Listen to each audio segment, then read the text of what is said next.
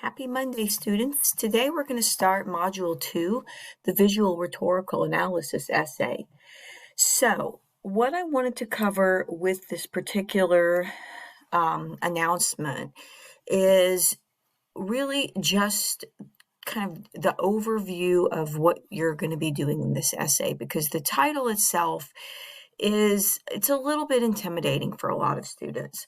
So if we break down our essay title in terms of what it means to look at visual rhetoric. So if we back up and we say, okay, we're going to do an essay that analyzes, that's the analysis part, the rhetoric, the visual rhetoric. So rhetoric is the art of persuasion. You can read here, I've got a little explanation about basic information on rhetoric. So rhetoric is usually defined as the art of persuasion, persuading a specific audience, trying to present an argument to convince your audience to think or act differently. All right, so visual rhetoric uses images to do this persuasion. So you're going to analyze something visual, a picture. In our case, you are going to analyze a public service announcement to see if it is effective based on the visual message being presented. All right, so that's what you will do with this essay. So your mini lesson today has to do with the rhetorical situation. This is really, really important that you read this mini lesson and you go through what I have in this little section here on the rhetorical situation. So, rhetorical situation, let me back up. So, we're going to call a text something very general. A text could be an image. A text could be a video. A text can be a book or an essay. So text is just the catch-all term for something that's been created by someone. All right? So text doesn't have to be an essay or a book. Every text has an author, a creator. Every text also has a purpose, even if that purpose is something like, say, your text is a self-journal. The purpose is for you to get your feelings out. It's got a purpose. Everything that's created is created for a purpose, even if it's just a doodle, okay? Because that's for you to sort of get your feelings out. Now, our public service announcement has a very specific purpose, meant to educate, inform, okay? Every text also is created with an audience in mind, even if that audience is you, going back to our self-journal. In the public service announcement that you're going to choose, you got to think about who that audience is. Who is this public service announcement meant to be for? Every text also is composed through a medium. That could be the medium of words. It could be the medium of music, sound, visuals. So those are the things you want to consider when you're considering rhetorical situation. And here's my little picture. And you've got the writer, an audience, and the subject matter. The text is the where all those three things overlap. So look at my picture, think about my picture. All right, and there's more information here. So if we click into our module,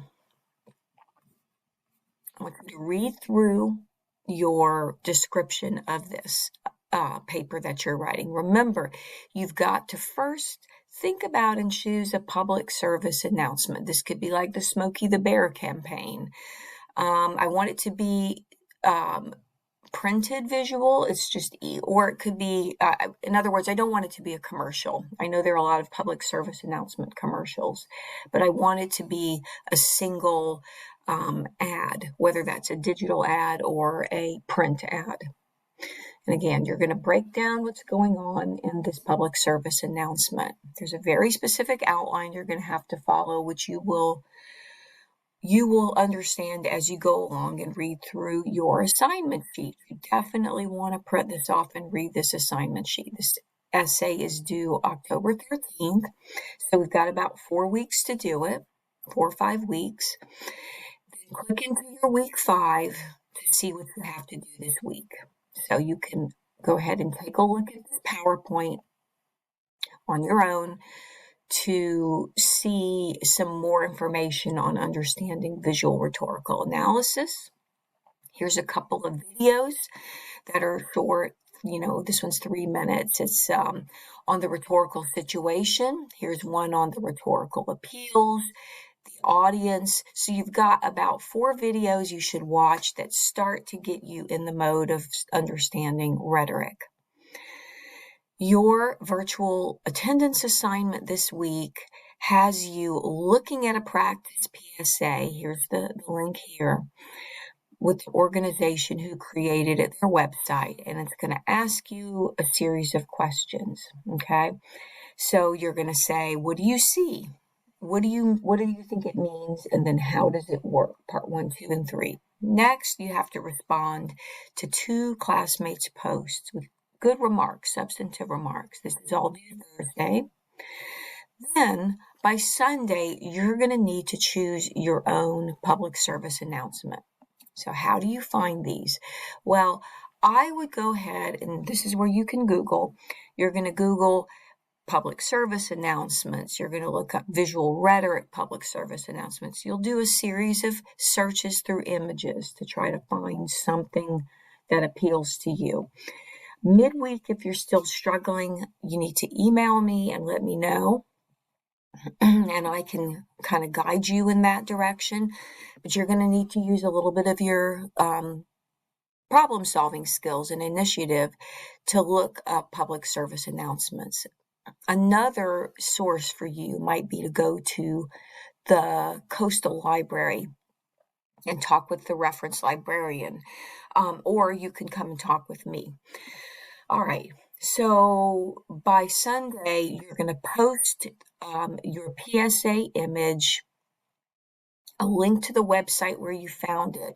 You're going to write a short note explaining the subject and then who you think the intended audience is and your rationale for that answer.